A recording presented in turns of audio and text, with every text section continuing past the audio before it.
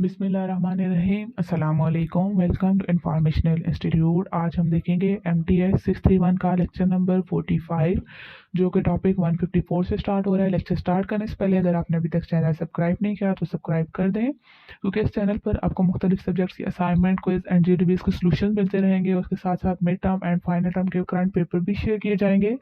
तो bell icon को ज़रूर प्रेस कर दीजिएगा ताकि वो वाली वीडियोस आपकी मिस ना हो, क्योंकि आपके लिए वो मोस्ट इंपॉर्टेंट है। ठीक है, तो आज का जो लेक्चर है वो हमारे पास MTI 61 की जो लेक्चर सीरीज हमने स्टार्ट की थी उसका लास्ट लेक्चर है। यहाँ पे हमारे पास सबसे पहले जो टॉपिक है वो आ रहा है आइट्रेटेड इंटेग्रल। ठीक है, आइट्रेटेड इंटेग्रल हमारे पास इस तरह के इंटेग्रल होंगे जिनमें हम उनकी लिमिट्स को शिफ्ट करेंगे, या हमारे पास डबल इंटेग्रल इन्वॉल्व हो रहे होंगे। तो इस तरह के इंटेग्रल को हम किस तरह एवेल्युएट करेंगे वो भी हम देखेंगे।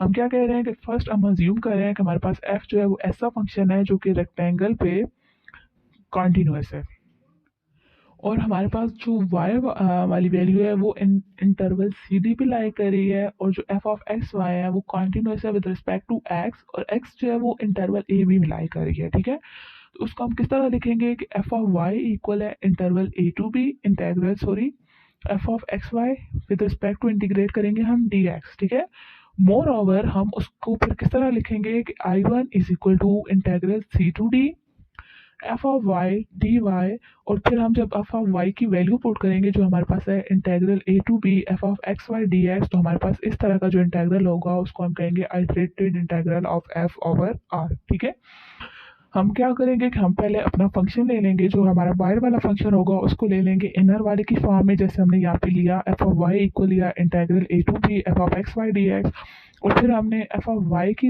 इंटेग्रल लिमिट्स ली c टू d dy, और f ऑफ y की यहाँ पे इंटरवल की वैल्यू पुट कर दी। इसी तरह इंटेग्रल आइट्रेटेड इंटेग्रल को हम मोर यूजुअली फॉर्म में जब लिखेंगे तो हम किस तरह लिख सकते हैं कि हम c to d dy integral a to b f of x y dx की तरह लिख सकते हैं। एक और हमारे पास जिस आइट्रेटेड इंटीग्रल को लिखने की नोटेशन है वो किस तरह है कि हम उसको लिखेंगे g of x is equal to c to d f of x dy, और फिर हम a टू b से लेकर g ऑफ एक्स डिफाइन कर देंगे। इससे पीछे हमने देखा था हमारे पास इस तरह का केस हो सकता है कि हमारे पास c टू d इंटीग्रल जो है वो बाहर वाला आए और अंदर हमारे पास a टू b आए, जबकि हमने g ऑफ x की फॉर्म में जो देखा है वो हमारे पास उसमें बाहर जो इंटीग्रल है उसकी लिमिट्स हैं a टू b, और जो इनर इंटीग्रल है उसकी लिमिट्स आ रही हैं c टू d। तो इस तरह के इंटीग्रल की फॉर्म भी हम इस तरह लिख सकते हैं कि integral a to b dx integral c to d f of x y dx। यहाँ पे हमने उसी से रिलेटेड एक एग्जांपल ली है। फंक्शन है हमारे पास एक्स वाई पे x प्लस वाई, और हमारे पास जो रीजन उसका गिवन है वो क्या है 0 1 और प्रोडक्ट विद 1 2। तो एफ ऑफ वाई हम लेंगे क्योंकि 0 1 हमारे पास x की वैल्यू है, 1 2 हमारे पास y की वैल्यू है। एफ ऑफ वाई हमने लिया 0 से लेकर 1 तक, f of x y d x function की वैल्यू पुट की तो हमारे पास वैल्यू आ गई, हमने लिमिट सप्लाई की तो 1/2 प्लस वाई। ठीक है, इंटीग्रेट करने के बाद अब हम I1 कैलकुलेट करेंगे। वो हम किस तरह कैलकुलेट करेंगे कि हम इंटीग्रल पे लिमिट लिखेंगे y की 1 to 1 से लेकर 2 तक f of y d Y.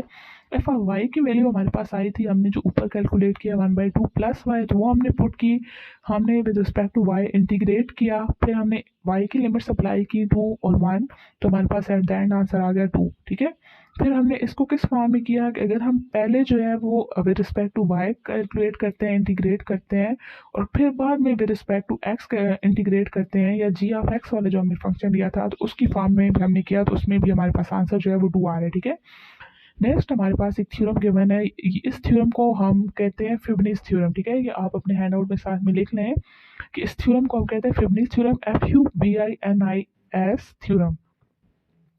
इस थ्योरम में हमारे पास क्या कह रहे हैं कि हम सपोज कर रहे हैं हमारे पास फंक्शन जो है वो इंटीग्रेबल है एक ऐसे रीजन में जिसमें हमारे पास 2 क्लोज्ड इंटरवल है a b और c d, और फंक्शन हमारे पास किस फॉर्म में f of y is equal to a to b f of x y dx। ठीक है, यहाँ पे हम देखें with respect to x integrate कर रहे हैं तो मतलब हमारे पास आइट्रेटेड इंटीग्रल होगा, exist for each y and c d।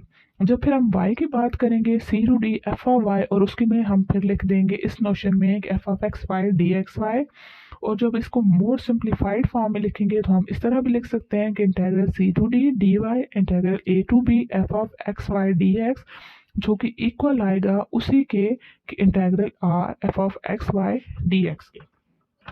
तो यहाँ पे हमारे साथ क्या चीज़ मेंशन हो रही है कि अगर हम लें पहले c to d f of y dy तो वो हमारे पास आंसर जो है इनके इक्वल आएंगे। जैसे आप नेक्स्ट जो है में देख सकते हैं हमारे पास क्या है कि एफ अगर इंटीग्रेबल है इस तरह के इंटरवल ए बी और सी डी के, तो उसमें हम ए बी को पहले कैलकुलेट करें और सी डी के इंटीग्रल को बाद में, या सी डी के पहले कैलकुलेट करें और ए बी को बाद में, तो उनके आंसर जो हैं वो हमारे पास इक्वल आएंगे।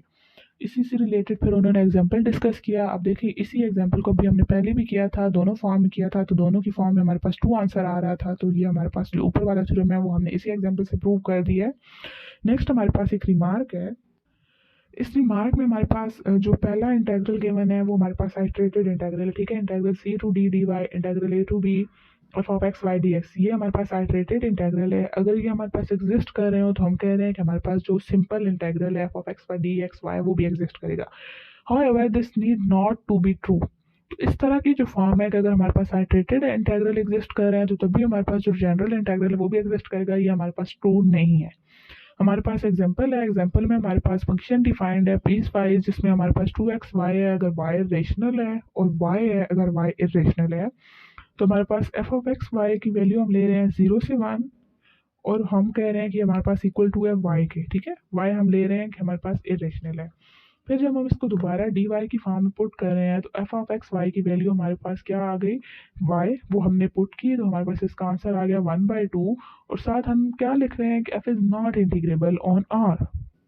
वो इंटीग्रेबल होने की रीज़न यही है कि हमारे पास वाई इज रेट रेशनल की फॉर्म में तो हमारे पास वाई का आंसर आया, लेकिन वाई इज रेशनल की फॉर्म में नहीं आ रहा। तो हम इसलिए कह रहे हैं कि हमारे पास ये आइटरेटेड इंटेग्रल तो है लेकिन हम इसको सिंपल इंटेग्रल की फॉर्म में नहीं डिस्कस कर सकते। इससे साथ फिर हमारे पास एक थ्योरम है। थ्योरम में हमारे पास क्या है कि क्लोज्ड इंटरवल गिवन है जिनको हमने कह दिया I1 I2 up to IN, और हम सपोज कर रहे हैं कि हमारा फंक्शन जो है वो उन क्लोज्ड इंटरवल के प्रोडक्ट पे इंटीग्रेबल है। साथ फिर हम सपोज क्या कर रहे हैं कि हमारे पास एक ऐसा इंटीजर है p जो कि 1 2 अप टू n-1 के इंटरवल में लाई कर रहा है। तो हमारे पास उसका जो इंटेग्रल होगा वो अपने उस इंटरवल के हर पॉइंट पे, यानी जिनको हम कह रहे हैं x P plus one x P plus two, उन तमाम पॉइंट के लिए एग्जिस्ट करेगा, ठीक है। यहाँ पे यही कह रहे हैं ना कि अगर हम फंक्शन को डिस्कस करते हैं उन तमाम पॉइंट्स पे, यानी हमारे पास जो पहला वाला इंटेग्रल है वो क्या है कि f of x one x two up to x n, और सेकंड में हमने क्या डिस्कस किया, हमने जस्ट ऊपर उनको ओपन करके लिखा था और सेकंड में हमने क्या कह दिया कि F P x P plus one x P plus two, ये तमाम के तमाम उस इंटरवल के हर पॉइंट पे हमारा फंक्शन जो है उसका इंटेग्रल एग्जिस्ट करेगा और वो इक्वल होगा हमारे सिंपल इंटेग्रल पे। इसी के साथ फिर हमारे पास इस थ्योरम की जो सेकंड फॉर्म गिवन है वो क्या है कि हमारे पास इस तरह का क्लोज्ड इंटरवल है जिसमें ए जे और बी जे वाली वैल्यू है और हम कह रहे हैं कि हमारा फंक्शन इंटीग्रेबल है, यानी सेम ऊपर वाले थ्योरम की कंडीशंस है। जस्ट वहाँ पे हम सिंपल इंटीग्रल की बात कर रहे थे और यहाँ पे हमने कहा कि हमारे पास जो आइटरेटेड इंटीग्रल है वो उन तमाम के तमाम जो क्लोज्ड इंटरवल है उनके हर पॉइंट के लिए एग्जिस्ट करेगा और वो तमाम वैल्यूज जो है हमारे पास इक्वल आएंगी। तो यहाँ पे हमारे पास इस लेक्चर MTH 631 की शॉर्ट लेक्चर्स की सीरीज़ को इख्तिताम हुआ है। अगर आपको लेक्चर्स की समझ आ गया, चैनल को सब्सक्राइब कर दें। कुछ भी आपकी कन्फ्यूजन है तो आप कमेंट सेक्शन में पूछ सकते हैं। मैथ की डोमेन ही मेरी डोमेन है। अगर आपको मैथमेटिक्स किसी और सब्जेक्ट्स के लेक्चर चाहिए तो आप वो भी कमेंट सेक्शन में बता सकते हैं। और वीडियो को ज़्यादा से ज़्यादा शेयर कर दीजिएगा। अपना बहुत सारा ख्याल रखिएगा। बहुत शुक्रिया। अल्लाह हाफिज़।